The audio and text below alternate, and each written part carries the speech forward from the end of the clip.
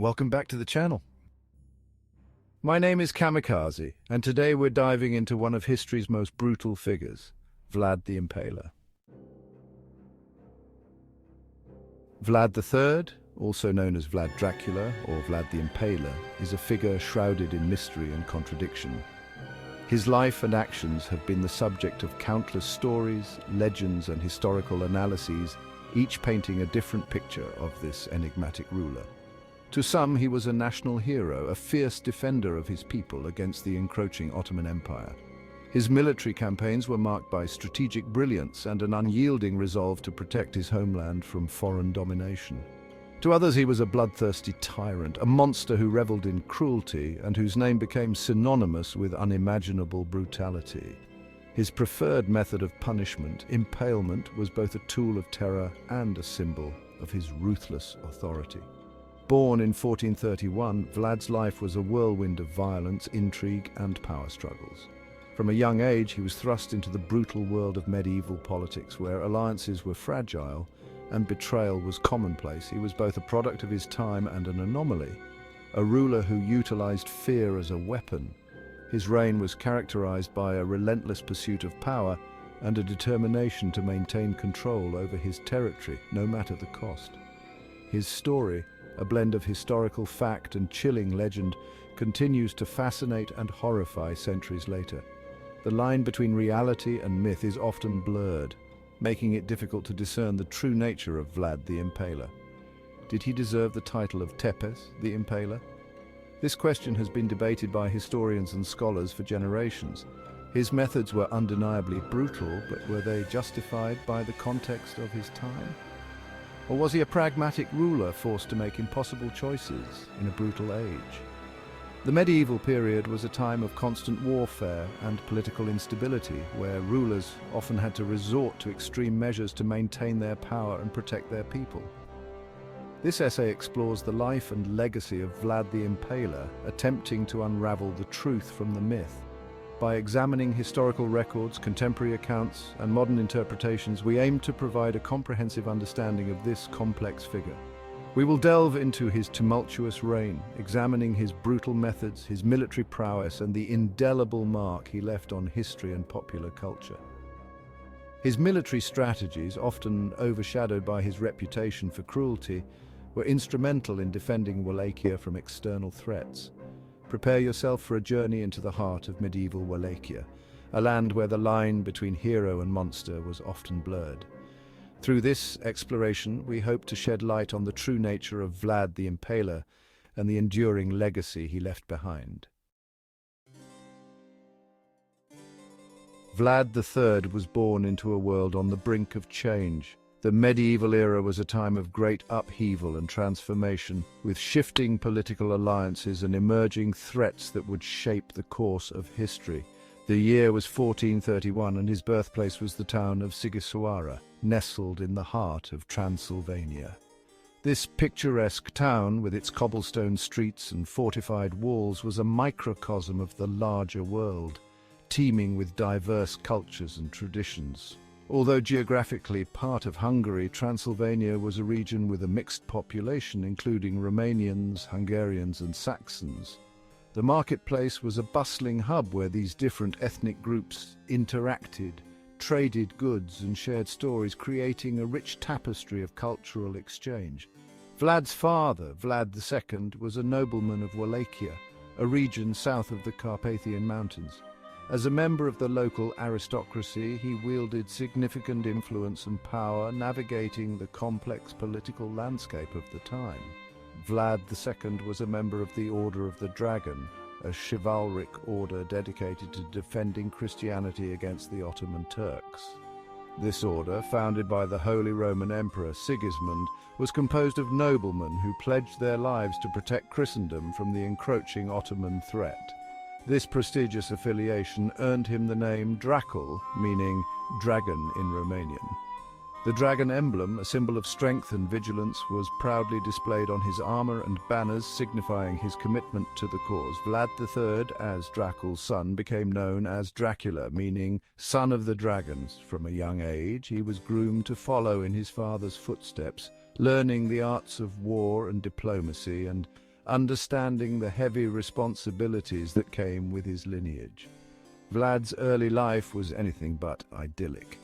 The constant threat of invasion, political intrigue, and the harsh realities of medieval life shaped his character, instilling in him a sense of resilience and determination.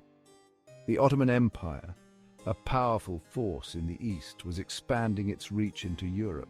Their military campaigns were relentless, and their influence was felt far and wide, creating a climate of fear and uncertainty. Wallachia, situated at the crossroads of these empires, was caught in a dangerous game of political maneuvering. The region's strategic location made it a coveted prize for both the Ottomans and the neighboring European powers, leading to a constant struggle for control. In 1442, Vlad II, seeking to appease the Ottomans, sent his two young sons, Vlad and Radu, to the Sultan's court as hostages. This was a common practice at the time, intended to secure political alliances and ensure loyalty. This act, intended to ensure peace, would have a profound impact on the young Vlad. Living in the Sultan's court, he was exposed to a different culture and way of life, which would influence his future actions and decisions. The experience was both a formative and traumatic one, shaping his views on power, loyalty, and survival in a world fraught with danger. Vlad's years as a hostage were a harsh education in the art of power. He witnessed firsthand the Ottomans' military might and their ruthlessness. He also learned the intricacies of courtly intrigue, observing how power could be gained and lost in an instant. In 1448, Vlad's father and older brother were assassinated, leaving a power vacuum in Wallachia.